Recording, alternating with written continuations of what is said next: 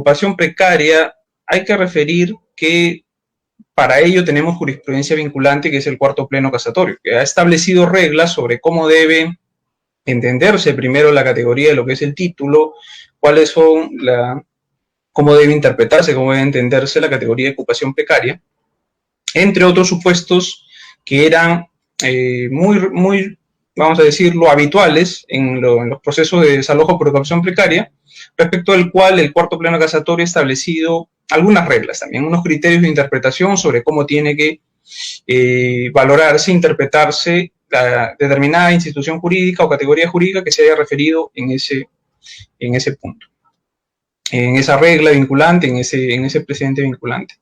El primero de ellos, sobre lo cual tenemos que reflexionar es sobre el título. Se ha dicho, y creo que con justa razón, que la regla 2, que hace referencia a que el título debe entenderse como cualquier acto jurídico por el cual se autorice a la parte demandada, ahí decía demandada, en realidad también podría aplicar para el título, también lo tiene el demandante, a ejercer la posesión del bien, dice, entonces se está entendiendo esta regla 2 como si el título fuera acto jurídico. Pero como sabemos, pues en realidad el pleno allí se queda corto, ¿no? Dado que el título no solamente puede tener su fuente en un acto jurídico, sino también en una disposición normativa.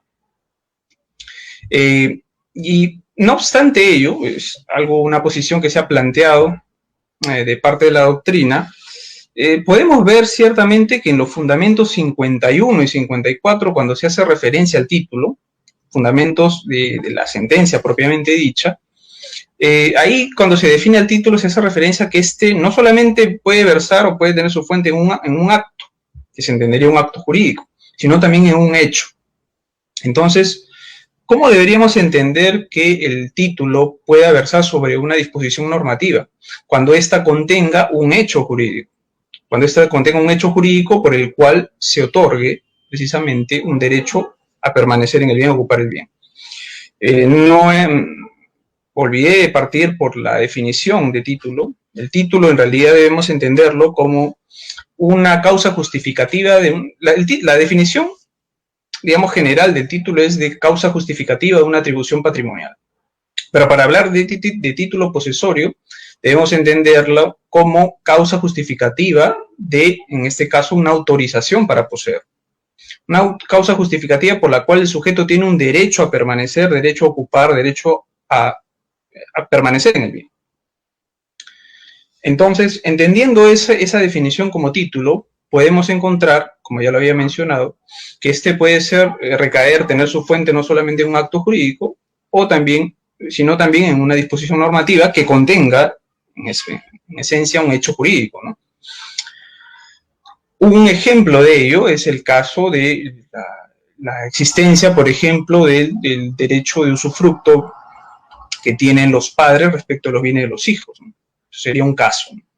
En estricto es un derecho que nace a partir de la disposición normativa que te señala, oye, por el hecho de ser hijo, por el hecho de ser padre, tiene derecho al usufructo de los bienes de los hijos. No hay en estricto, hay un acto jurídico, ¿no? Eso se ha dado producto, el hecho jurídico, pues, de que exista un hijo, un nacimiento de un hijo, y que éste tenga bienes. De la misma manera, un caso frecuente en la jurisprudencia es el del caso del heredero preterido, ¿no? Que tiene, digamos, hay un causante o dos causantes, padre y madre, fallecen y pues de 3 hijos, por ejemplo, 2 de ellos van a una notaría y otorgan una escritura pública de sucesión intestada, por la cual solamente ambos aparecen como herederos. Lo sacan, digamos, excluyen de la participación sucesoria del otro hermano, que en algunos casos incluso es medio hermano, pero que según la ley tiene derecho sucesorio. En ese caso, la Corte Suprema, en la Casación 4/2013 Lima, ha establecido una regla muy importante que me permito citarla aquí. Señala que el heredero legal, en este caso lo que había ocurrido, que se trataba pues de un heredero forzoso como era un hijo, no puede ser considerado como precario en tanto su sola vocación hereditaria de ser heredero forzoso constituye el título posesorio.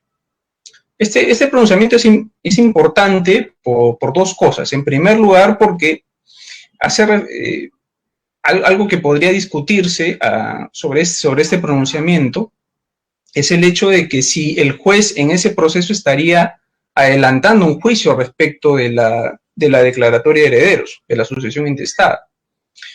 De hecho, en un caso similar que he podido ver en la práctica judicial, pues he podido advertir que un argumento de parte de los demandantes era precisamente ello, ¿no? Señor juez, pero si usted lo está considerando a él que tiene un título posesorio por el solo hecho de ser heredero forzoso, está adelantando un juicio sobre un eventual proceso de declaratoria de herederos, un eventual proceso de petición de herencia y declaratoria de herederos. Al respecto, pues, algo que sí hay que precisar es que en realidad no sería la primera vez que el cuarto pleno casatorio hace un tipo de aseveración de esa naturaleza.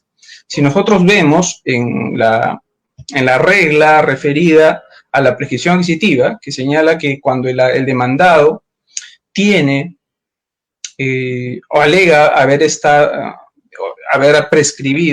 prescrito, estoy hablando, ser prescribiente, es decir, haber prescrito el bien, es decir, haber ejercido su capión y haber adquirido la propiedad por prescripción adquisitiva de dominio. En esos casos, el juez puede analizar si es que de los medios probatorios que él ha presentado, existe lo que se denomina un título suficiente. Y a eso hace referencia, de alguna manera, esta regla, no esta regla, sino en este caso, la Corte Suprema, la casación del 4/2013 Lima, que existe un título suficiente, en tanto el sujeto, por el solo hecho de haber sido un heredero forzoso, pues se entiende de que por regla del 660 ha adquirido la propiedad por el solo hecho de la muerte. La muerte del causante da lugar a que el 660 del Código Civil señala que se transfieran los bienes, los derechos y las obligaciones. En este caso se habría transmitido el derecho de propiedad. El juez en este caso no se está pronunciando entonces sobre, lo está adelantando un juicio porque no le correspondería, sobre el eventual proceso que se puede iniciar de petición de herencia o de declaratoria de herederos, que podría venir acumulado a ese proceso. Sino en realidad lo que está señalando es de que de los medios probatorios que ha presentado, existe esta categoría, se ha presentado esta categoría de título suficiente. ¿En qué consiste básicamente este título suficiente? Una definición para adelantar más o menos lo que voy a mencionar cuando toquemos la parte de prescripción adquisitiva, es decir, la parte que se refiere a prescripción adquisitiva en el cuarto pleno casatorio, es que este título suficiente básicamente supone un análisis de parte del juez probabilístico, si es que con la documentación que presenta el demandado, existe pues una alta probabilidad de que éste salga vencedor, obtenga la tutela de su derecho en el eventual proceso que él inicie, ¿no? En este caso sería de petición de herencia y declaratoria de herederos. Entonces, la primera regla que hay que mencionar es esa, ¿no? Más que una regla, bueno, la regla que se desprende de esta casación 4/2013 es esa. Es importante tenerla en cuenta, ¿no? A efectos de tutelar de mejor manera a quienes son herederos forzosos. Otra cuestión que hay que mencionar sobre los títulos es lo concerniente a una posición que ha planteado un sector de la doctrina sobre si en los procesos de desalojo podría discutirse el mejor derecho de posesión. De mi punto de vista, ello no es posible y ahora señalaré las razones. Se ha señalado, pienses en el siguiente, no deberías estar aquí, yo soy el legítimo propietario, a mí me transmitió primero la propiedad, etcétera, etcétera, etcétera, pero, y tú, bueno, has adquirido una propiedad, has adquirido la propiedad de alguien que ya no era dueño. ¿Por qué? Porque a mí me vendió el bien primero. Para estos efectos, recuérdese que el artículo 949 del Código Civil señala que interpretado ya casi unánimemente por la jurisprudencia, que el solo consenso transmite el derecho de propiedad cuando el acto versa sobre un acto de transferencia de propiedad inmueble. Es decir, para actos jurídicos de transferencia de propiedad inmueble, el solo consenso transmite el derecho. Para esos efectos, entonces, debía tenerse, si vemos esa fotografía, tenemos en cuenta que B, que fue el primer comprador, era propietario, ¿no? El segundo ya no sería propietario en principio, aplicando solamente las reglas 949. No obstante, ahí habría pues que discutir quién de los dos tendría un mejor derecho de propiedad. Les planteaba ese caso porque un sector de la doctrina ha señalado que en los procesos de desalojo podría discutirse un mejor derecho de posesión, que en este caso estaría sustentado en el mejor derecho de propiedad, en el proceso de desalojo.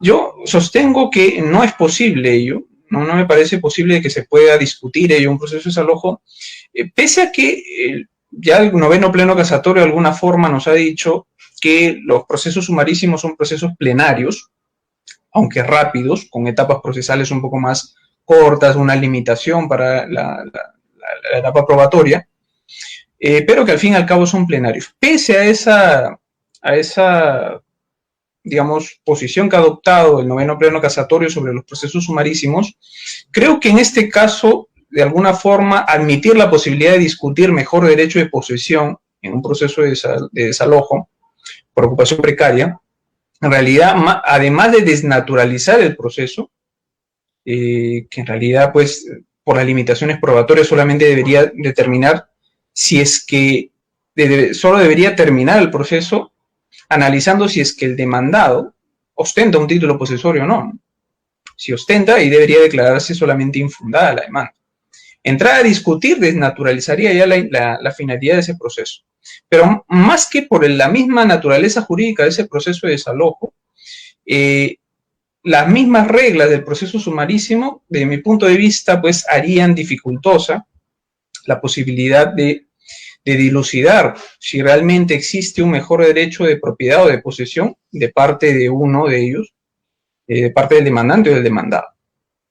¿Por qué? Porque como ya ha venido diciendo la doctrina que sigo, sobre el proceso para las reglas que se van a aplicar para el proceso de desalojo para las reglas que se aplican para discutir a quién tiene que preferirse en el derecho, tanto en los procesos de mejor derecho de propiedad como en el proceso de mejor derecho de posesión, tiene que ser previo, el presupuesto para que se apliquen las reglas, es que ambos hayan actuado de buena fe. Entonces, un aspecto que podría discutirse a efectos de determinar una prevalencia de parte de uno de ellos en un mejor derecho es la buena fe. En realidad, en el proceso tendría que determinarse por su categoría antitética, ¿no? Que es la mala fe. El proceso tendría que probarse que existe una mala fe de parte de uno a efecto de decir, oye, juez declara prevalente mi derecho frente al otro.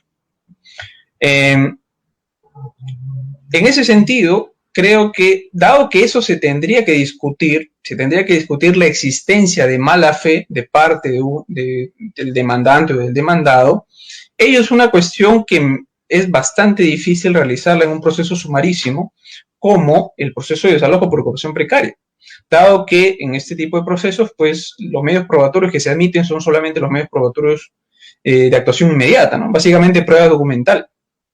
Y probar la mala fe no necesariamente puede realizarse a través de prueba documental. Podría eventualmente necesitarse, por ejemplo, declaratoria de testigos. O tomando en cuenta algo que ha señalado la Corte Suprema en una casación que es lo tengo por aquí creo, la casación, ¿dónde estás? La casación 3187-2013 Cajamarca, que establece que el comprador tiene la carga de constatar físicamente el bien y si no lo hace, incurre de alguna manera en un acto de mala fe, pues ello ameritaría, como digo, una etapa probatoria más amplia. de la cual es ajena al proceso sumarísimo en el cual se tramita el proceso de desalojo por ocupación precaria. Entonces, por ahí, esa tesis que se ha sostenido en la doctrina que he podido revisar no me parece, pues, digamos, que no parece que deba ser compartida por parte de la jurisprudencia ni por la doctrina. Sin embargo, pues hay tendencias aún en la jurisprudencia sobre realmente hasta qué punto poder llegar a discutir la eficacia o la validez de los títulos que presenta cada una de las partes. Hay casaciones en las cuales incluso el juez ha entrado a discutir si es que en un proceso de desalojo por ocupación precaria, si es que el título, por ejemplo, es ineficaz, ¿no? Ineficaz por otra causal, por ejemplo, por falta de representación, ¿no? Ese tipo de cuestión. O entrar a discutir, incluso ha habido uno que otro pronunciamiento en el cual ligeramente se ha querido hacer un análisis sobre si existe un mejor derecho de posesión de uno o de otra parte. Creo, por las razones que ya expuse, que eso no debería ser, esa posición no debería ser compartida. Bien. Sobre la legitimación activa, es decir, ¿quién puede plantear el desalojo por ocupación precaria? La regla 4 ha hecho bien en establecer que quien puede hacerlo no solamente es el propietario, que duda cabe, sino también el administrador y, en general, todo aquel que considere tener un derecho a pedir la restitución del predio. Sobre esta regla, alguna vez llegó un caso en la corte donde yo trabajo, que era bastante interesante, ¿no? Versaba sobre lo siguiente: era un demandante, el demandante que era un comprador que había celebrado un contrato que tenía un pacto particular, que era la cláusula de reserva de dominio. ¿Qué supone la cláusula de reserva de dominio? Que el comprador no adquiere directamente el derecho de propiedad, sino que ese derecho de propiedad, la transferencia del derecho de propiedad, está supeditado al pago de la totalidad del precio o de una parte de él. Entonces, ustedes saben que por regla, si es que no se incorpora esa cláusula en un contrato de compraventa, ya hemos referido que por el 949 el defecto traslativo se habría producido de manera directa. Sin embargo, al haberse incorporado esa cláusula, lo que se hace es que se supedite la transferencia de propiedad, es decir, no se produzca la transferencia de propiedad hasta que acaezca este hecho. ¿Cuál es? Que se pague o la totalidad del precio o una parte del precio, dependiendo de lo que hayan pactado las partes. Bien, entonces, en ese contexto es que aparecía este caso. Había un demandante, insisto, con un comprador con cláusula de reserva de dominio, y este pues había adquirido, no había adquirido todavía la propiedad del bien, ojo. Sin embargo, pese a ello, pese a que tenía ese contrato, lo transmitía, demandó, pese a que no era propietario, demandó contra un sujeto pues que se había metido en el bien, ¿no? Era un invasor. Este invasor ciertamente no tenía nada, él lo sabía. De hecho, eso era palpable desde que empezaba a presentar tantos escritos dilatorios como pudieran. Y como sabía este demandado que no tenía nada, no tenía ningún título que justifique su posesión allí, lo que hizo pues es atacar el título del demandado, ver si el demandante ostentaba un título que autorice precisamente a pedir la restitución sobre el bien. ¿Y qué fue lo que dijo el demandado? Leyó el contrato de compraventa y dijo, no, pues el demandante no es propietario. ¿Por qué? Porque señor demandante, usted pruebe de que ya es propietario, ¿no? Adjunte, no sé, pues las boletas o que acrediten, boletas de pago que acrediten que usted ha pagado la totalidad del precio. En este caso en particular, el contrato se supeditaba a la transferencia de propiedad al pago total del precio. Entonces, el demandado le dijo, acredita eso y yo te creo, ¿no? Tú eres demandado, de propietario, tú tendrías el derecho a pedirme la restitución del bien. Entonces llegó el caso, y un caso bastante interesante, y tuvo que discutirse ahí si es que efectivamente el demandante tenía la legitimación activa. la legitimidad activa para pedir que se pueda, le pueda ordenar la restitución del bien a su favor. Y pues tuvimos que ceñirnos a lo que señala la regla 4, ¿no? Que la legitimación activa no solamente la tiene el propietario, sino en general todo aquel que alegue tener derecho a pedir la restitución del predio. La pregunta entonces estribaba en dilucidar si es que este sujeto compra. Lo cierto es que sí ostentaba un derecho expectaticio a adquirirlo. Soy de la posición que considera que los contratos de reserva de dominio en realidad son contratos con condiciones en el cumplimiento. Es decir, en el cual, no, a diferencia de los contratos sometidos a condición total, llamada también por la doctrina italiana condición en el contrato, no son contratos en los cuales todos los efectos sean supeditados, sino solamente algunos de ellos. En este caso, se ejecutan los efectos propios del contrato, como es el pago del precio, no está suspendido ello, pero lo que se supedita, lo que está sometido a condición suspensiva, es la transferencia del derecho de propiedad. ¿A qué está suspendida? Al acaecimiento de qué hecho? Del pago de la totalidad del precio o de una parte del precio. En este caso, de la totalidad del precio. Entonces, existiendo una condición suspensiva, ciertamente el sujeto comprador es un adquirente condicional. Tiene un derecho expectaticio, tiene una expectativa jurídica. Y esa expectativa jurídica, de mi punto de vista, calza perfectamente en lo que dice la regla 4, que constituye pues un derecho a pedir la restitución del predio. Porque nótese que si se produjese el acaecimiento del hecho condicionante, que sería el pago de la totalidad del precio, en este caso, él sería propietario. Entonces, nótese, pues, hay una regla práctica, una aplicación práctica, perdón, de esta regla 4 del cuarto pleno casatorio. Bien, entonces vamos a tocar finalmente, de la parte de desalojo, lo que es la posesión, la regla 5.6, ¿no? La referida a el caso en el cual el demandado alega haber adquirido la propiedad por prescripción adquisitiva de dominio. Pensemos en un proceso de desalojo, ya ha pasado de repente 15 años, y el demandante pide el desalojo respecto de una persona que ha invadido el bien de hace ya mucho tiempo, y este demandado lo que dice: un momentito, a mí no me puede sacar, yo soy propietario por prescripción adquisitiva de dominio. Sobre este punto, la regla 5.6 del cuarto pleno casatorio ha señalado lo siguiente, ¿no? Me voy a permitir leerla. Primero, que la mera alegación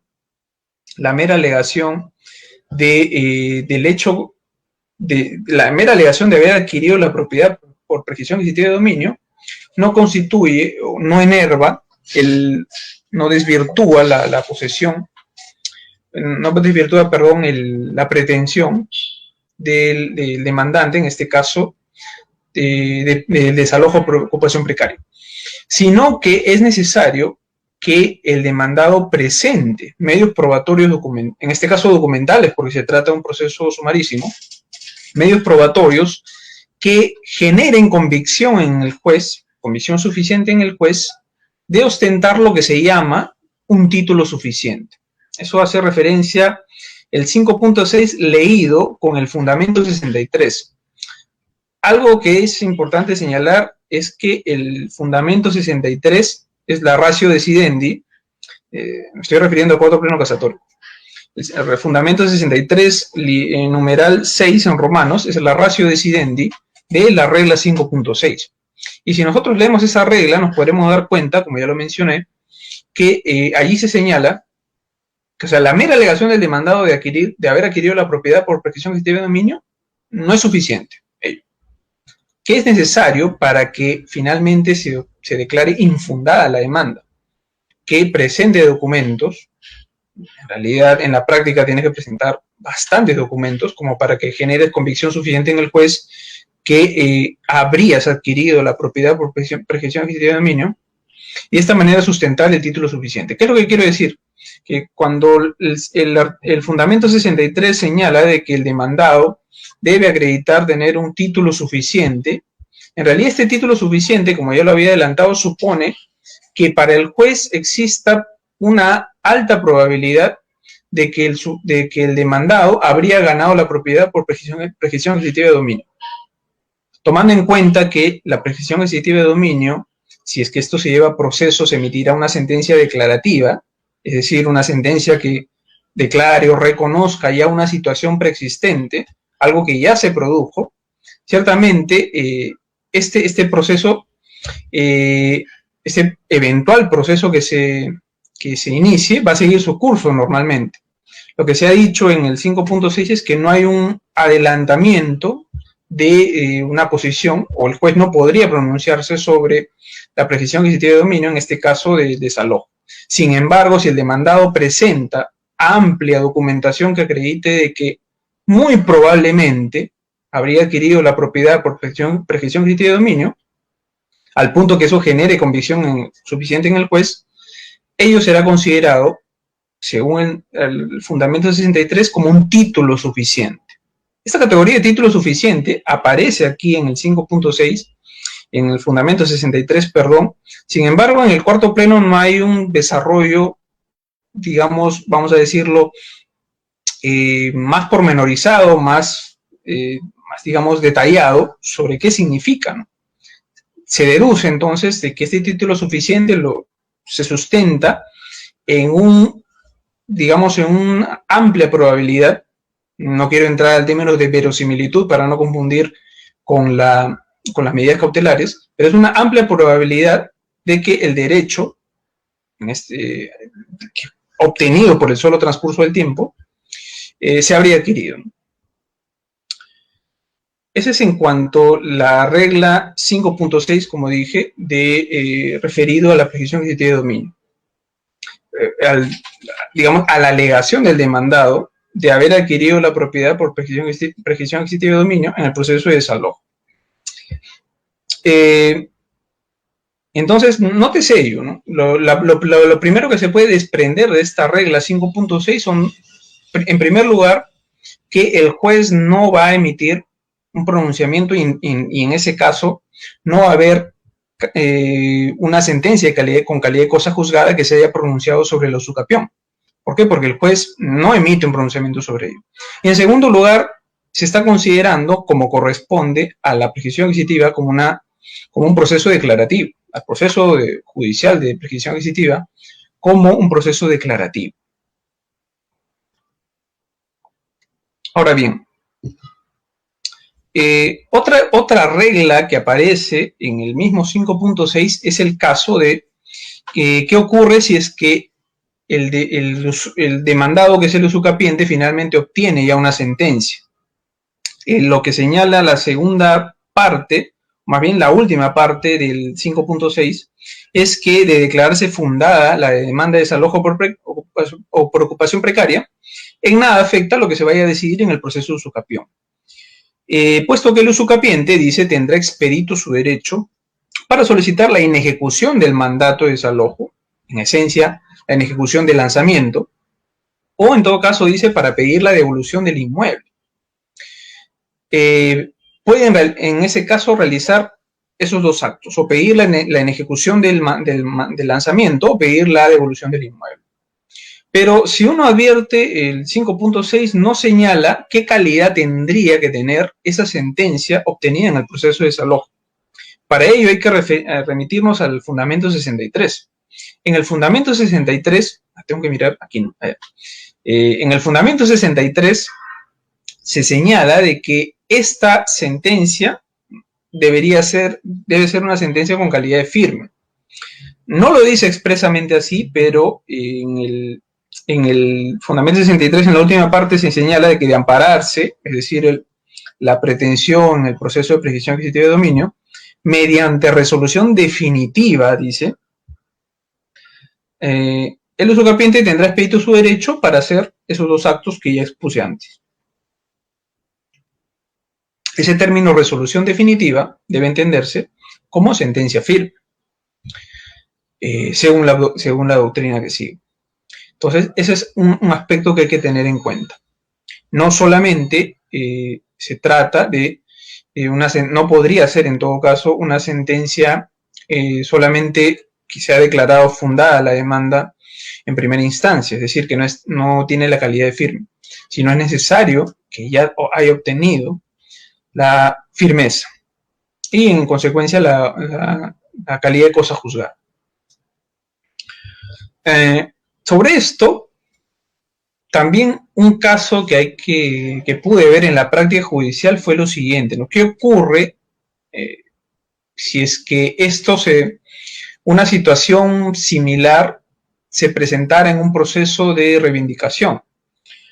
Les explico un poco. Se trataba en realidad el proceso iniciaba, el proceso que se pudo conocer aquí, fue un proceso de prescripción adquisitiva de dominio.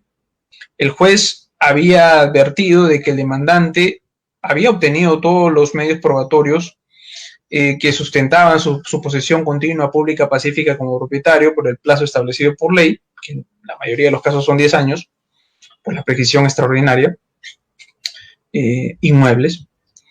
Y lo que dijo fue en una primera parte de sus considerandos que el demandante había cumplido con presentar, o había cumplido, en este caso, con probar, acreditar la posesión, como dije, en esas calidades, continua, pública, pacífica como propietario. Sin embargo, dice, el juez continuaba diciendo, no puedo otorgarte la prescripción adquisitiva de dominio. ¿Por qué, señor juez? Porque existe un proceso de reivindicación que tiene la calidad de cosa juzgada en el cual ya te están ordenando la devolución del bien. Eso fue lo que dijo el juez. Y dijo, para evitar sentencias contradictorias, pues lo siento, manito, no puedo declararte fundada tu demanda. Pese a que has cumplido ya con todos los requisitos que señala el 950. Entonces, ahí pues había un problema, ¿no? El juez, por un lado, le dice, sí has cumplido todos los requisitos, pero no puedo otorgarte la propiedad por esta razón. Porque ya existe un proceso con calidad de cosa juzgada de reivindicación en el cual te están ya ordenando la restitución. Ya está en ejecución. Al respecto, pues, cuando, bueno, se tuvo la oportunidad de analizar, ciertamente me parecía razonable lo que finalmente resuelve la sala, declarar nula la sentencia, porque lo que había ocurrido es que el mismo juez estaba inaplicando lo que señala el cuarto pleno casatorio.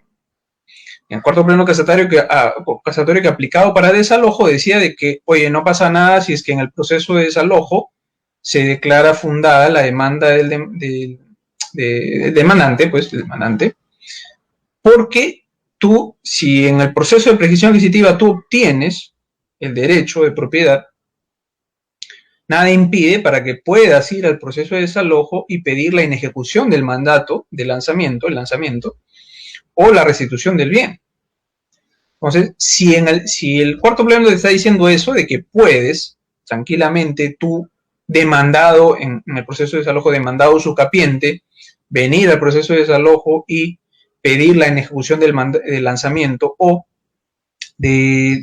pedir la restitución del bien, pues ciertamente decirle al demandante en el proceso de prescripción adquisitiva, decirle que no te puedo otorgar la prescripción adquisitiva de dominio porque ya hay un proceso con calidad de cosa juzgada, incluso en ejecución, pues eso contraviene totalmente lo que dice la regla 63, perdón, la regla 5.6 sustentada en el fundamento 63, numeral 6 en romanos, del cuarto pleno casatorio.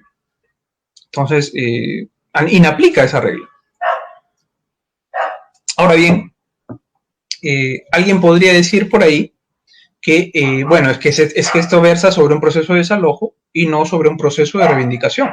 Al respecto, la precisión que hay que hacer es que ya en una oportunidad la Corte Suprema ha señalado, ahora sí no tengo la casación, el numerito, justo me olvidé buscar ahorita que me acuerdo, ya en una oportunidad la Corte Suprema ha señalado que se puede aplicar de manera analógica las reglas del cuarto pleno casatorio a los procesos de reivindicación, toda vez que en ambos hay una similitud, ¿no? En ambos procesos el juez va a otorgar la restitución del bien, la posesión del bien. Tanto en el proceso de reivindicación como el desalojo, la finalidad del proceso es esa, Entonces, se puede aplicar la regla del exporto pleno casatorio. Aunque en esa casación se aplicó para el caso en el cual los demandados hayan alegado haber realizado edificaciones sobre el bien, pero que es perfectamente posible aplicar a otro tipo de procesos, ¿no? Perdón, otro tipo de reglas. Otro tipo de reglas. Ay, la voz. ¿Cómo es este caso? ¿Cómo es este caso? Naturalmente, en los procesos de reivindicación, el juez podría, si es que el demandado reconviene la prescripción adquisitiva de dominio, podría pues acumular y de esa manera pronunciarse, ¿no?, tanto por la reivindicación como por la prescripción adquisitiva de dominio. Nada impide ello. Bien, entonces ese punto, de esos comentarios quería hacer respecto de la prescripción adquisitiva de dominio. Más bien sobre la regla, perdón, siempre decir la prescripción adquisitiva de dominio, sobre la regla del proceso de desalojo respecto a la prescripción adquisitiva de dominio. Ahora, uno de los argumentos que he podido leer ahí también de doctrina reciente sobre este punto es que una de las formas en que se podría desvirtuar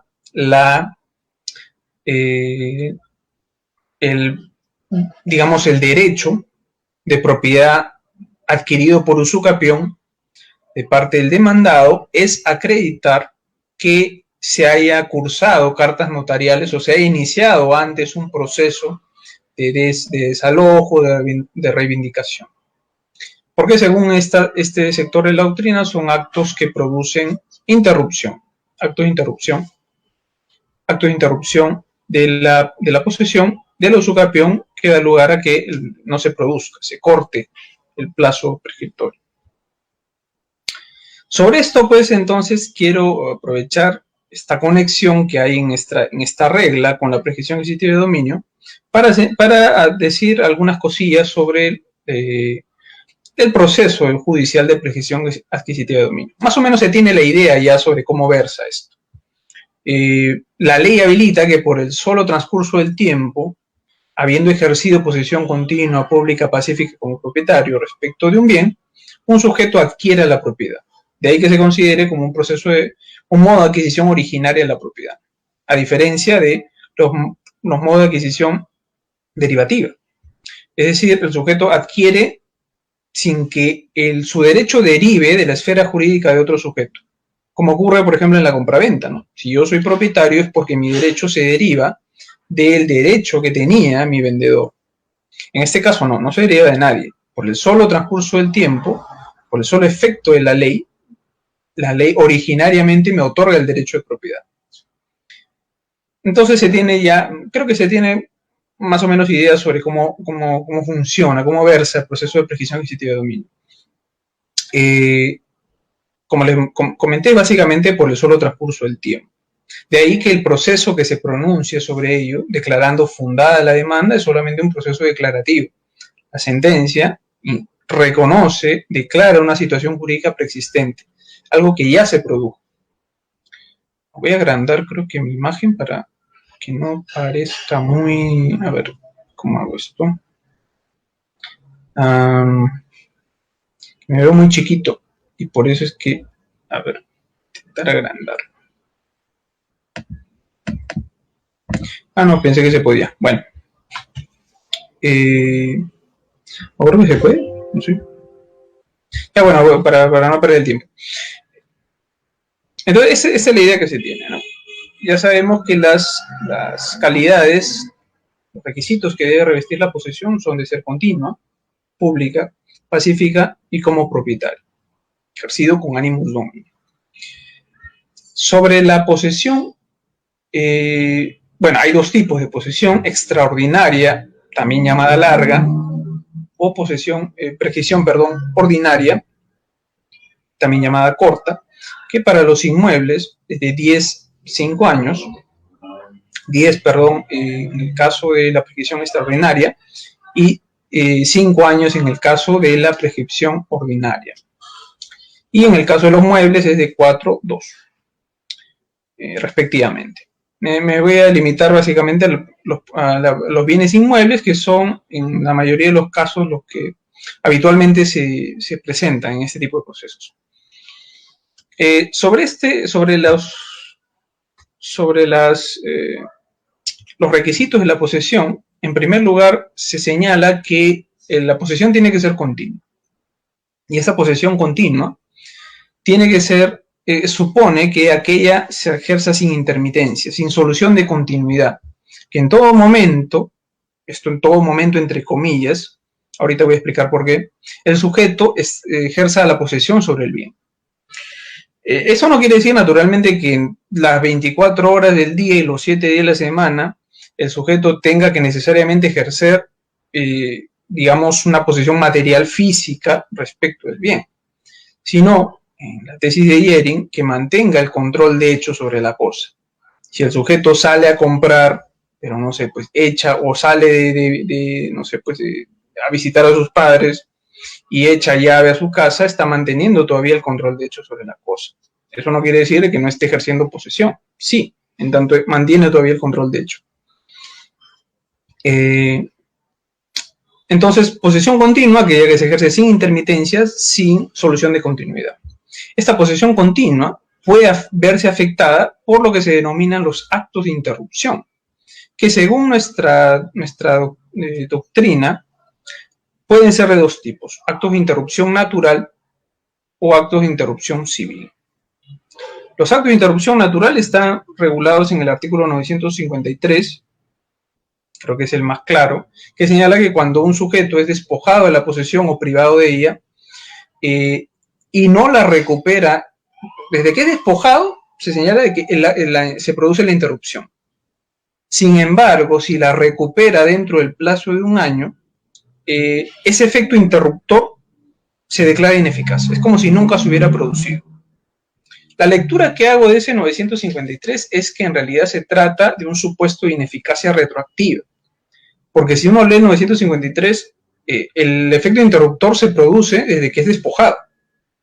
Sin embargo, si posteriormente, porque el hecho de recuperar la posesión puede darse, de hecho se va a dar en un momento posterior, si posteriormente se recupera la posesión dentro del plazo de un año, pues allí recién en este caso se declara la ineficacia de esa interrupción, es decir, como si nunca se hubiera producido.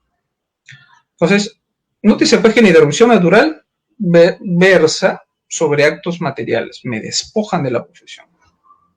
Sin embargo, la doctrina reconoce, y eso en muchos ordenamientos que siguen el common law, reconoce el supuesto de interrupción civil, que básicamente se produce cuando el propietario originario, que puede aparecer como titular registral o de repente haber adquirido el titular registral, inicia un proceso de reivindicación de desalojo, un proceso judicial. También se ha extendido estos actos de interrupción civil para el caso de la remisión de cartas notariales. Cuando el propietario originario le dice, oye, oye, invasor, retírate de mi bien. Eso también es considerado por cierto sector de la doctrina y de la jurisprudencia como actos de interrupción civil. Sobre esto voy a dar mi opinión en unos minutos. Pese a que en doctrina se ha reconocido ello, digamos, porque hay ordenamientos jurídicos como por ejemplo el español que sí tienen positivizado, sí tienen regulado expresamente la interrupción civil, en nuestro ordenamiento jurídico, en nuestra doctrina, pues ha habido discusiones si es que realmente puede aplicarse esa categoría a nuestro ordenamiento jurídico.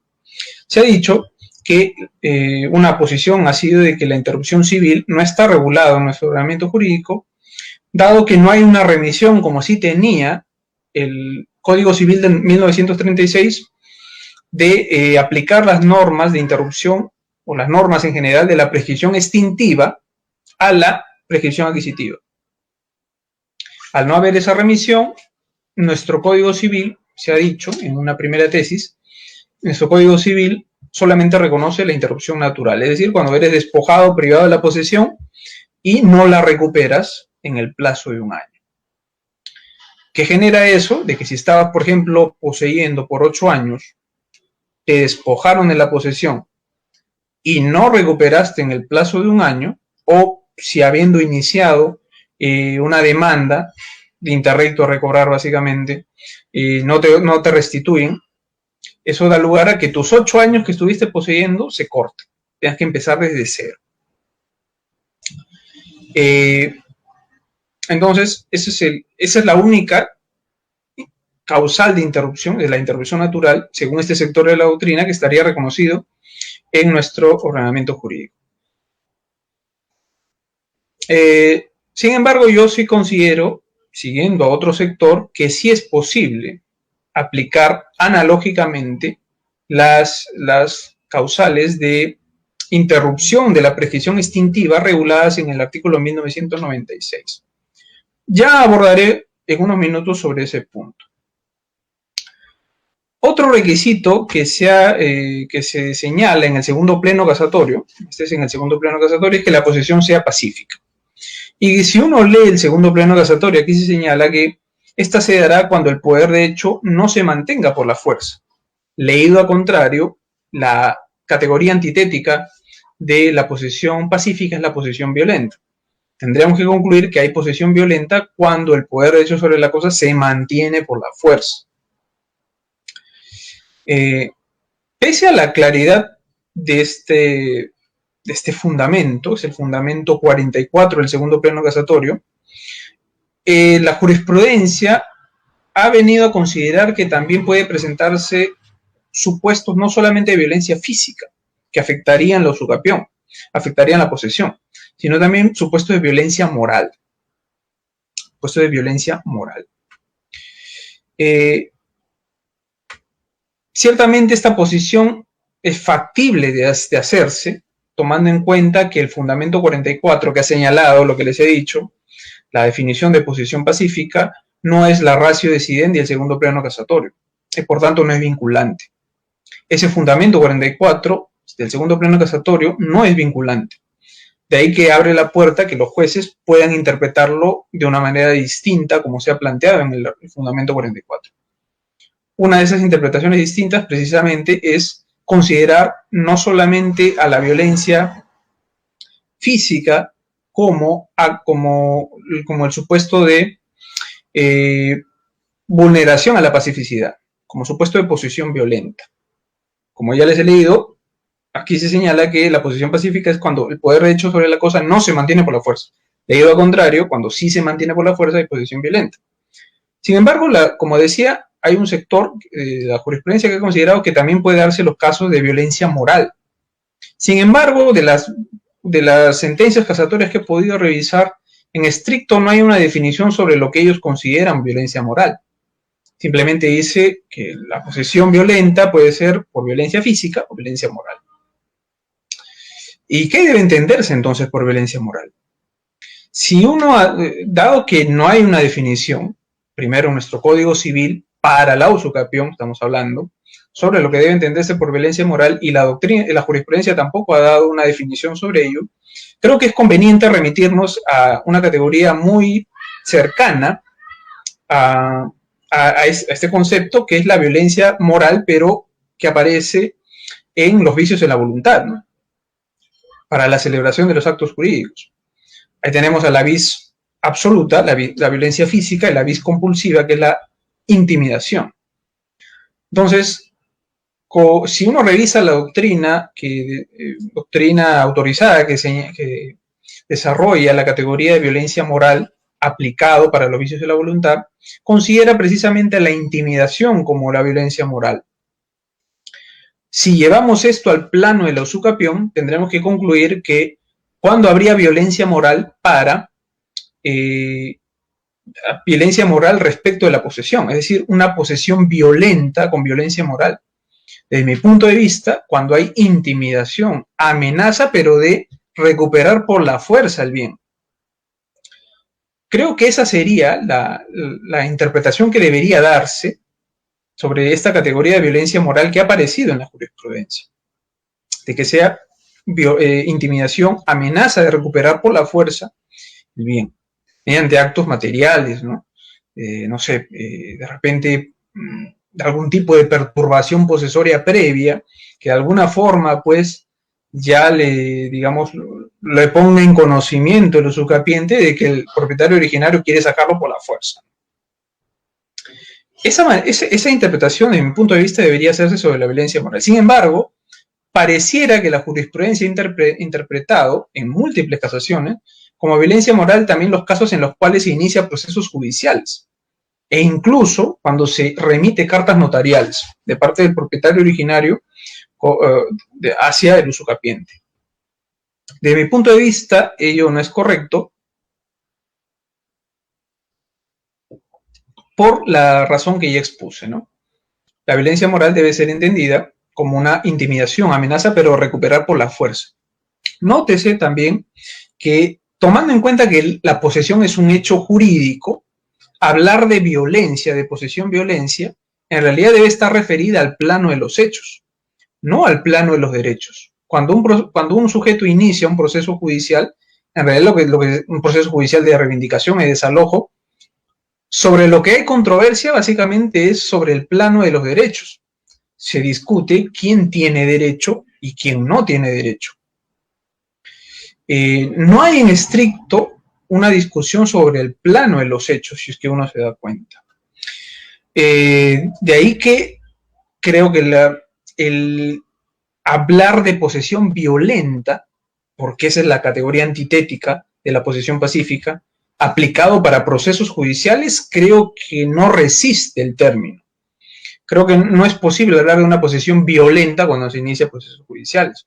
Más aún si, como ha señalado atentamente la doctrina que sigo, creo que los procesos judiciales son la forma más pacífica de resolver las controversias.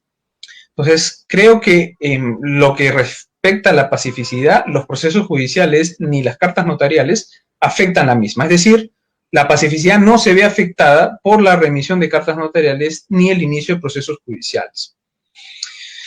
Sin embargo, debo decir que a propósito de la investigación que he hecho al respecto, he podido advertir que ciertamente hay aún la posición dominante en la jurisprudencia, debo decir, por un tema, vamos a decir, estadístico, sigue siendo la violencia.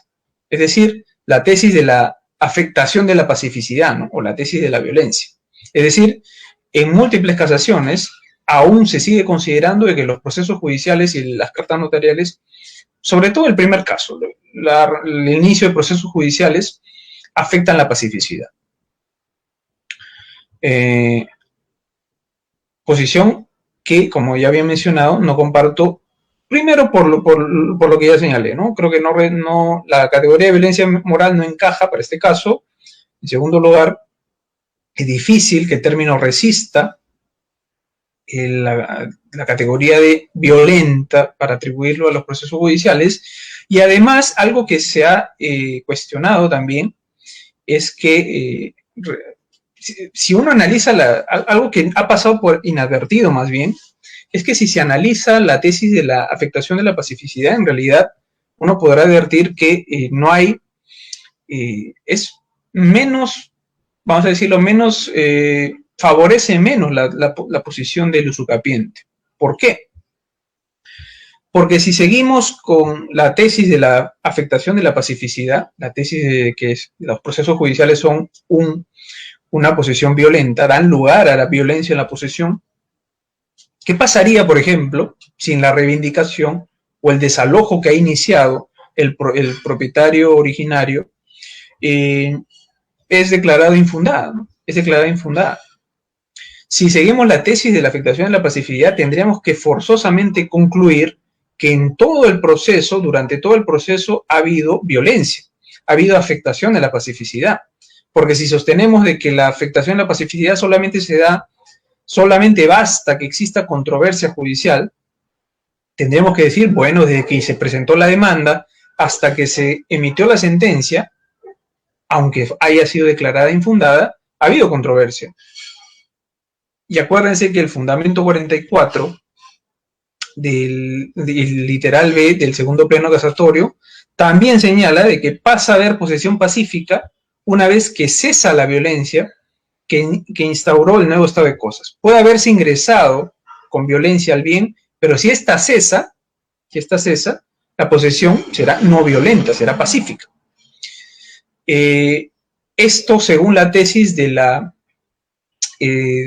afectación de la pacificidad en los procesos judiciales, no podría aplicarse, porque tendría que concluirse, como dije, que necesariamente durante todo el proceso hubo posesión violenta, porque durante todo el proceso hubo controversia, nunca cesó la violencia. Otro problema que tiene la tesis de la pacificidad es de que no podría explicar cómo es que se produce qué efectos tiene, por ejemplo, la remisión de una carta notarial, ¿no? Actos extrajudiciales como la revisión de una carta notarial en la cual el propietario originario le pide la restitución del bien. Hablando rápido, ¿no? Voy a participar creo en la batalla de los gallos, junto a Jace, a Necros y a J. Me salí del tema. En esos casos decía que no se permite explicar la tesis de la afectación de la pacificidad. ¿Por qué? Porque ¿qué ocurriría, por ejemplo, si el propietario originario remite una carta notarial en el momento en el cual el usucapiente llevaba 3 años? Alguien podría decir ahí que, bueno, se habría interrumpido la pacificidad, la posesión, la usucapión, por haberse vulnerado la pacificidad. Pero eso no contraviene lo que se ha denominado la funcionalidad de esa categoría, posesión pacífica. Si se dice de que cuando puede ingresarse violentamente, pero puede cesar, puede haber posesión pacífica cuando cesa la violencia, ¿no sería ese un supuesto, lanzo como pregunta, de cesación de violencia cuando le remite la carta notarial y no pasa nada? Uno, ¿no? En segundo lugar, se ha dicho de que remitir una carta notarial interrumpiría la posesión, interrumpiría la usucapión. Y la pregunta es, ¿pero los actos de interrupción realmente interrumpiría la posesión? La interrupción en realidad es un acto que afecta la continuidad, que es otro requisito que se exige para la posesión, no la pacificidad. Máxime, si como sostiene un sector de la doctrina, no se reconoce que nuestro ordenamiento jurídico haya regulado la interrupción civil, con mayor razón pues va a ser difícil que se pueda hablar de que la carta notarial remitida de parte del propietario originario del usucapiente haya interrumpido, porque según esta doctrina pues eso no interrumpe, no hay interrupción civil. La única interrupción que está regulada es la interrupción natural, y la remisión de una carta notarial no genera que se despoje la posesión. ¿Me dejo entender? Entonces, esos problemas tiene esta tesis de la falta de pacificidad. Entonces, sí comparto la posición de la casación 2434-2014, Cusco, que sostiene que es como ya les había adelantado, no es una posición dominante. En realidad la posición dominante creo que sigue siendo todavía la de la pacificidad. Esta casación 2434-2014 Cusco señala que la remisión de cartas notariales y el inicio de procesos judiciales no afectan la pacificidad. Sin embargo, son actos de interrupción civil. Sobre esta posición, yo considero que la comparto, pero en parte. Es decir, sí estoy de acuerdo con que los procesos judiciales, aunque hay que hacer una precisión ahí, sí estoy de acuerdo con que los procesos judiciales interrumpan civilmente la posesión, pero no estoy de acuerdo con que las cartas notariales tengan ese mismo efecto, es decir, de actos interruptores. Las razones las expondré a continuación. Se ha dicho de que nuestro ordenamiento jurídico no está regulada la interrupción civil. Un primer ataque para no considerar la aplicación de la interrupción civil es que, bueno, no está regulada. No tenemos, he dicho, ese artículo, como así lo tenía el Código Civil de 1936, que hacía una remisión para aplicar por supletoriedad las reglas de la interrupción de la prescripción extintiva, que en nuestro actual Código Civil están regulados en el 1996 del Código Civil. La respuesta a esta tingencia que haría este sector de la doctrina sería la siguiente, ¿no? Pero el hecho de que no esté regulado en nuestro ordenamiento jurídico basta para ya considerarla, es decir, para considerarla no aplicable a nuestra realidad jurídica, a nuestro ordenamiento. Es decir, ¿acaso no es posible aplicar los métodos de integración de la norma jurídica precisamente cuando hay vacíos o lagunas normativas? Yo creo que sí. Del hecho de que una categoría no esté regulado, pero hay una norma que pueda servir como norma base para aplicar la analogía, creo que es perfectamente posible. Por eso son métodos de integración de la norma. Proceden cuando hay lagunas, cuando hay vacíos normativos. Entonces, y la pregunta que viene a flote entonces es si es que puede aplicarse en la analogía y si hay limitaciones para ello. Ya hemos dicho de que puede aplicarse por método de integración de la norma jurídica ante la existencia de lagunas o vacíos normativos. Pero hay que ver si es que funcionalmente es posible aplicar la analogía para conseguir la categoría de interrupción civil a través de las causales de interrupción de la prescripción extintiva. Debe recordarse que la analogía es un procedimiento por el que este procedimiento analógico es un procedimiento por el cual se le asigna la consecuencia jurídica de una norma a un supuesto normativo, a un hecho que se parece al supuesto normativo de la norma base. Digamos, en términos lógicos, podría, graficarse esto de la siguiente manera, ¿no?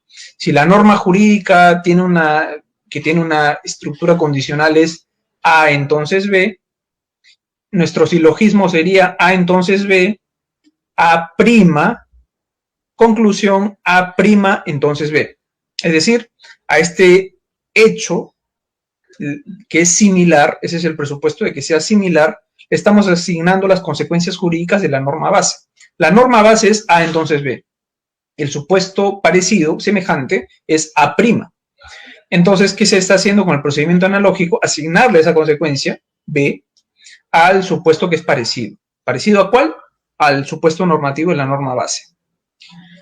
Habría que ver entonces si es que la prescripción adquisitiva y la prescripción extintiva tienen elementos comunes por los cuales se pueda concluir de que son semejantes. Desde mi punto de vista, ello es correcto, toda vez que en ambos casos, tanto en la... como ha sido atentamente señalado por doctrina, en ambos casos es la transformación, más bien en ambos casos el paso del tiempo genera una transformación jurídica en el estado de hecho o en el estado de los derechos. En el caso del estado de hecho, la sola posesión da lugar a que el sujeto adquiera un derecho de propiedad en la prescripción adquisitiva, por el solo paso del tiempo, por el solo transcurso del tiempo. En el caso de la prescripción extintiva, el solo transcurso del tiempo da lugar más bien que en el plano de los derechos, un sujeto pierda, no el derecho, ahí habría que hacer una corrección a este sector de la doctrina, no al derecho, sino más bien a la facultad o al derecho de exigir judicialmente su tutela, ¿no? Soy de la posición de que la prescripción extintiva no extingue los derechos, no extingue el derecho, un sujeto lo tiene, sino que impide la posibilidad de ser exigido ante un órgano jurisdiccional, ¿no? Pero ya bueno, ese es otro cantar. Entonces, nótese pues que hay elementos semejantes. Como dije, en el solo transcurso de tiempo genera transformaciones jurídicas en ambos casos. Entonces habría que ver si es que las reglas o los supuestos, las causales previstas en el artículo 1996 del Código Civil son aplicables también a la prescripción adquisitiva, a efectos de construir con base en ello la categoría de interrupción civil. Se ha dicho que para el caso de la remisión de cartas notariales, la base normativa que nos va a servir para aplicar la analogía es el 1996, inciso 2, que señala que se produce la interrupción, es decir, se interrumpe la prescripción extintiva cuando hay una intimación para constituir en mora al deudor. Con base en esa norma se ha dicho, bueno, esto aplicado a la prescripción adquisitiva supone el hecho que se presenta cuando el propietario originario remite una carta notarial exigiéndole al usucapiente que devuelva, restituya la posesión del bien. Esa entonces sería, para este sector de la doctrina, la base normativa. El hecho habría que buscar, en ese caso, si es que existen hechos semejantes, si es que esa intimación en mora, que aparece en el 1996, inciso 2, es perfectamente o es semejante al requerimiento que hace el propietario originario respecto del usucapiente. La conclusión a la que llegamos es que eso no es así, no hay semejanza, tomando en cuenta que en ambos casos no hay una relación jurídica. Perdón, en el caso de la prescripción adquisitiva, pensemos nomás en la prescripción extraordinaria, no hay una relación jurídica que sí aparece en el 1996, inciso 2, cuando la norma señala que el efecto interruptor se produce con la intimación en mora al deudor. Desde ya se presupone que hay una relación jurídica entre ambos. Hay un acreedor y hay un deudor. Hay una relación jurídica obligatoria en las reglas del 1996, inciso 2. Sin embargo, si vemos, pensemos nomás en la prescripción extraordinaria, en la que no hay relación alguna entre el usucapiente y el propietario originario, ¿no? No es que las partes se han puesto de acuerdo para que uno adquiera la propiedad, eso ya sería una adquisición a título derivativo. Entonces, creo que en ese caso no es posible aplicar la analogía. Entonces, ese sería un primer argumento. Dado que no existe semejanza entre el hecho y el supuesto normativo de la norma base, no es posible aplicar analogía. Pero hay otra razón por la cual creo que no es posible calificar de actos de interrupción civil a la remisión de las cartas notariales. Y es lo señalado, y es el fundamento por el cual se llega a esta conclusión es la siguiente, ¿no? Tomando en cuenta la posición sostenida por la Corte di Cassazione en Italia, que ha hecho un desarrollo en el recurso número 18095 de 2014, algo que ha desarrollado aquí la Corte Suprema, la que sería la Corte Suprema italiana, la Corte di Cassazione, es la definición que hace sobre los actos interruptores, ¿no? Que señala, voy a traducirlo rápidamente, que no se permite atribuir eficacia interruptora o interruptiva de la posesión, dice, sino a los actos que comporten para el poseedor la pérdida material del poder de hecho sobre la cosa. Es decir, para la Corte di Cassazione, para que un acto sea calificado como acto interruptor, es necesario que éste tenga la idoneidad, tenga la fuerza de generar la privación del poder de hecho sobre la cosa. Con base en esa definición, no cabe duda de que los procesos judiciales, por ejemplo, sí califican como actos interruptores, en tanto tienen la fuerza, aunque potencial, de privar del poder hecho sobre la cosa. En el caso de que se declare fundada la demanda del propietario originario, que duda cabe, ello va a dar lugar a que se ordene el lanzamiento del bien y el sujeto tenga que restituirlo. La pregunta entonces está si, tomando en cuenta esa definición, esas características que debe tener los actos interruptores, ello es aplicable para la remisión de las cartas notariales. La respuesta correcta es la negativa, es decir, no. Una carta notarial no tiene la fuerza de generar la privación del poder de hecho sobre la cosa. Nótese que, como ya lo había mencionado, la interrupción tiene, en este caso de la prescripción adquisitiva de dominio, tiene que estar relacionado con el plano de los hechos jurídico, el plano material. Entonces, las cartas notariales no tendrían esa fuerza y en consecuencia no podrían calificar como actos interruptores.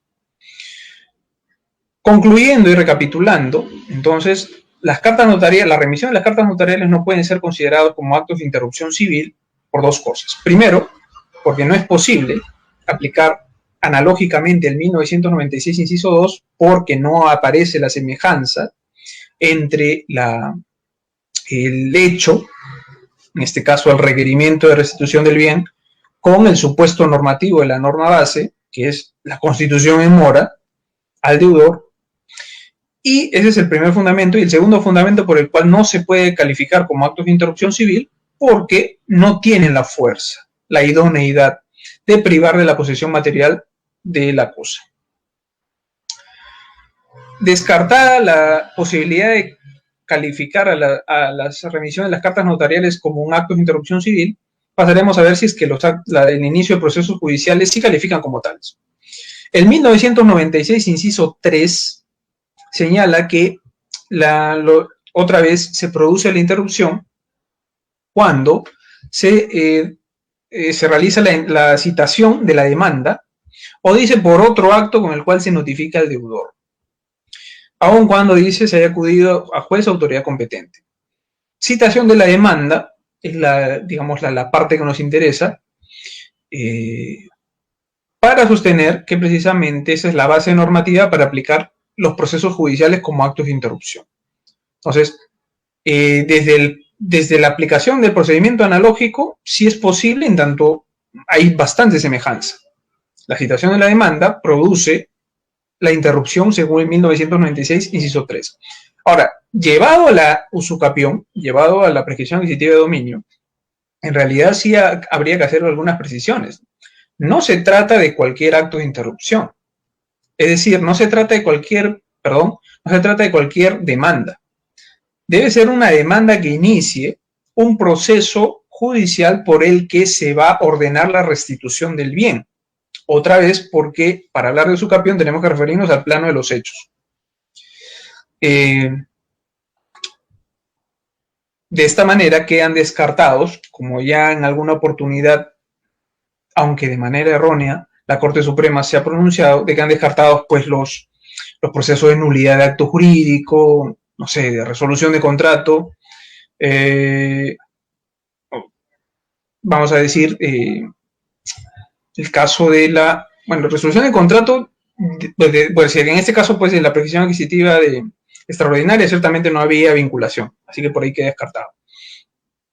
En el caso de otro tipo de procesos, ¿no? Otro tipo de procesos, no sé, pues se me está ocurriendo ahorita a ver, ¿qué otro tipo de procesos tenemos en civil? O sea, pues nulidad de acto jurídico, anulabilidad, que no tengan que ver, a eso voy, con el pedido de restitución de la posesión del bien. Esa sería la primera precisión que hay que hacer, ¿no? Entonces, tiene que estar referido a actos que generen la restitución de la posesión del bien. Y califican como actos de interrupción civil porque, como ya lo había mencionado, genera la privación, aunque potencial, del poder de hecho sobre la cosa, que tiene en este caso el usucapiente. Ahora, habiendo ya señalado de que es posible aplicar primero que ante un vacío normativo se puede aplicar la analogía, además que se puede aplicar el procedimiento analógico aplicando la norma del 1996, inciso 3, para la prescripción adquisitiva de dominio. Algo que también hay que señalar es que aunque se ha discutido que en el caso de los procesos judiciales, estos no generen, o más bien sean más desventajosos para el usucapiente. ¿Por qué? Porque se señala, no, pues si es que se considera solamente a la interrupción civil la sola citación, la notificación, el emplazamiento de la demanda, ello daría lugar a que se presenten demandas de carácter malicioso y de esta manera pues interrumpir el plazo prescriptorio, ¿no? Sin que exista la posibilidad que se pueda revertir ese hecho ante una eventual sentencia que declare infundada la demanda. Es decir, se ha dicho que en el caso de que se considere que los actos de interrupción civil, es decir, que en el caso que se considere que el inicio de procesos judiciales califica como un acto de interrupción civil, esto sería más desventajoso para el demandante, para el usucapiente, perdón, porque daría lugar a que se presenten demandas maliciosas, incluso si es que el demandante no es propietario del bien, no tiene la razón, por el solo hecho de haber emplazado al usucapiente con la demanda y había interrumpido el plazo. Frente a esa aseveración, y con eso termino, habría que responder a ese sector de la doctrina que en realidad, bueno, ciertamente esta desventaja no solamente aparece con la tesis de la interrupción civil, sino también, como ya lo había especificado antes, si es que se sostiene la tesis de la afectación de la pacificidad. Y en segundo lugar, pese a ello, pese a que no hay una regulación en nuestro Código Civil, ¿qué sucede si es que la demanda del la demanda del propietario originario es declarada infundada? Sí existen reglas, a diferencia de las tesis de la afectación de la pacificidad, sí existen reglas en nuestro Código Civil que cuando menos son algo más ventajosas que la tesis de la afectación de la pacificidad. Si nosotros advertimos el 1997 de nuestro Código Civil señala causales en las cuales queda sin efecto la interrupción. Otra vez, causales de ineficacia retroactiva la interrupción. El 1997, inciso 1, señala que queda sin efecto la interrupción, estamos hablando de la prescripción extintiva, cuando se prueba que el deudor no fue citado con la demanda o no fue notificado con cualquiera de los actos que aparecen en 1996, inciso 3. El segundo supuesto es cuando el actor se desiste de la demanda. Y aquí deben interpretarse el desistimiento del proceso. No se está refiriendo al desistimiento de la pretensión. Ojo con ello. Y el 1997, inciso 3, cuando el proceso fenece por abandono. Nótese que, al menos, la tesis de la interrupción civil sí contaría con estos tres supuestos para que se pueda declarar la ineficacia retroactiva de la interrupción. Es decir, podría suceder que en el caso en que se notifique un proceso de reivindicación o de desalojo, se advierta que el demandado en ese proceso, que es el usucapiente, no haya sido debidamente notificado con la demanda. ¿Qué es lo que da lugar, según el 1997, inciso 1, que se declare la ineficacia de la interrupción? Queda sin efecto, es como si nunca hubiera producido. ¿Eso es ventajoso para el usucapiente? Sí, porque podría ser de que en el plazo que se notificó la demanda de reivindicación, en esa fecha, todavía le faltaba un año o algunos meses, 6 meses. Si se declara que esa interrupción nunca se produjo, en virtud del 1997, inciso 7, se levantaría y el sujeto podría contar el plazo que haya transcurrido. ¿Me dejo entender? Entonces, si se vuelve a hacer una nueva notificación y ya esta sí se realiza válidamente con el usucapiente, pues podría suceder que para esa nueva notificación hecha válidamente, según las reglas del Código Procesal Civil, allí el usucapiente ya habría adquirido la propiedad por prescripción ejecutiva de dominio, porque ya había transcurrido los meses o el año que le faltaba, dependiendo cuánto se haya demorado el Poder Judicial. El segundo supuesto también es ventajoso. Bueno, difícil, pero podría suceder que el demandado, el propietario originario se desista del proceso. Y en el tercer caso, cuando el proceso fenezca por abandono, que se podría dar, desde mi punto de vista, en los casos de desalojo. No en el caso de en los procesos de reivindicación, toda vez que no procede el abandono cuando las pretensiones tienen naturaleza imprescriptible. Contienen pretensiones imprescriptibles, como es la reivindicación. Ahí adelanto un poco mi posición de que, de mi punto de vista, el desalojo sí prescribe a los 10 años. Nótese entonces de que tenemos, cuando menos, según la tesis de la interrupción civil, causales por las cuales sí se puede dejar ineficaz esa interrupción. Desde mi punto de vista, son causales de ineficacia retroactiva. Son por hechos que se producen posteriormente, pero que dan lugar a que se deje sin efecto todo desde el inicio. Y con eso, pues, concluimos, estimados amigos, esta pequeña charla, un poco accidentada, como ya les había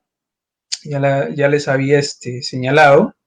Al iniciar, ha habido problemas al momento de iniciar la transmisión, pero que, bueno, pues ha servido de alguna forma, espero que haya sido de utilidad haya motivado tal vez alguna curiosidad académica de parte suya sobre estos temas que he procurado no recaer en los lugares comunes, ¿no? Que usualmente de repente podrían escuchar en otro tipo de ponentes referirse al cuarto plano casatorio. He intentado no recaer, decir, de manera coloquial, decir lo que otros ya han dicho. Sobre todo esta tesis de los argumentos que he dado para abonar a considerar el hecho de que los procesos judiciales, y solo los procesos judiciales y no las cartas notariales, son actos que interrumpen civilmente la posición, me parece, desde mi punto de vista, atendible, ¿no? Y por eso les he compartido en esta pequeña charla. Bueno, ya nos hemos pasado, en realidad, ya más del tiempo que había previsto por, por el tema del partido y todo ello.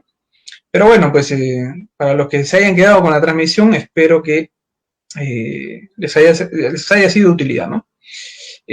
No sé cómo vamos en el marcador, pero espero de que ello sea positivo. Espero no haber salado a la selección. Por eso no ha aparecido tampoco con polo de la roja y blanca. Bien, agradeciendo pues a los muchachos de IDEGE por esta oportunidad de compartir estas ideas. Y nada, nos veremos hasta otra oportunidad.